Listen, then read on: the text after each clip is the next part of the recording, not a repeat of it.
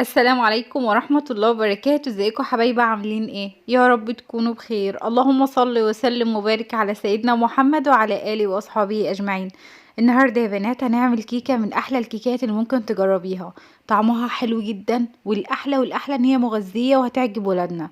اول حاجة تستخدمي اي فواكه مجففة موجودة عندك هتنفع. كان عندي هنا مشمشية، وعندي قراصية، وعندي كريز، وعندي زبيب، وعندي فواكه مجففة كنت جايباها من عند العطار. هنبدأ بقى اللي احنا نقطع المشمش والقراصية والكريز، هنقطعهم قطع صغيرة. تمام. بعد ما هقطعهم هنبدأ بقى اللي احنا نجيب معلقة دقيق ونبدر الفواكه المجففة بتاعتنا دي بالدقيق، عشان ما تسقطش في ارضية القالب او الصينية اللي انت هتعملي بيها. تمام. بعد ما انا بدرت الفواكه كده احطها على جنب، ونبدأ نحضر الكيكة بتاعتنا.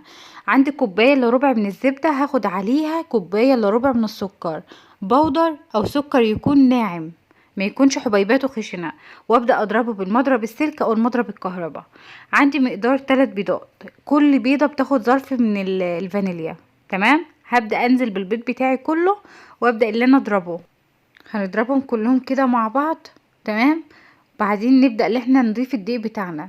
بعد ما ضربنا الزبدة مع السكر مع البيض بقى بالشكل ده، انا هستخدم مقدار كوباية وربع من الدقيق. هاخد اول نص كوباية، اول ما تختفي معايا في الخليط ابدأ انزل بالمقدار الباقي، وهنزل بقى بكيس بيكنج باودر. وهبدأ اللي انا اقلب كده الخليط بتاعي في اتجاه واحد. الخليط بتاع الكيكة دي يا بنات بيكون تقيل، بيبقى بالشكل ده. بعد ما انا خلاص لقيت مقدار الدقيق بتاعي خلص معايا، ابدأ انزل بقى بالفواكه المجففة بتاعتي. احنا بدرناها، هنبدأ نحطها في المصفى ونصفيها من اي دقيق. لو حسيت ان الخليط بتاعك تقيل معاكي، هتضيفي 4 معالق من اللبن. 4 معالق بس. هو القوام بتاعها بيكون تقيل، بس ما بيكونش سمكه تقيل قوي. يعني شايفين السمك ده؟ السمك اللي احنا عاوزينه. هنزل بقى بالفواكه المجففة اللي موجودة معايا، وهبدأ اجيب القالب اللي انا هسوي فيه، ادهنه دهنة سمنة او زيت، وابدره بالدقيق.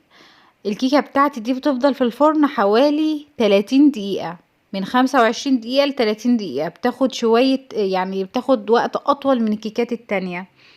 بعد ما انا هنزل كده بالمقدار بتاعي، ابدأ ان انا ادي للخليط خبطتين كده على الرخامة عشان اسوي وشه. ما شاء الله، كيكة حلوة جدا يا بنات، والاحلى ان هي هتعجب ولادنا. ريحتها بتكون قلب الشارع كده من جمالها. شايفين؟ هنبدأ بقى اللي احنا نقطعها. انا كان موجودة عندي صوص من الفراولة، قدمت جنبها صوص الفراولة ده. ما شاء الله تبارك الله على جمالها، تحفة. شايفين الفواكه ما شاء الله جميلة خالص جواها ازاي؟ جربوها يا بنات بنفس الطريقة ونفس الخطوات، هتعجبكم وتعجب ولادكم بإذن الله. يا رب النهاردة تكون حلقة خفيفة عليكم، والسلام عليكم ورحمة الله وبركاته.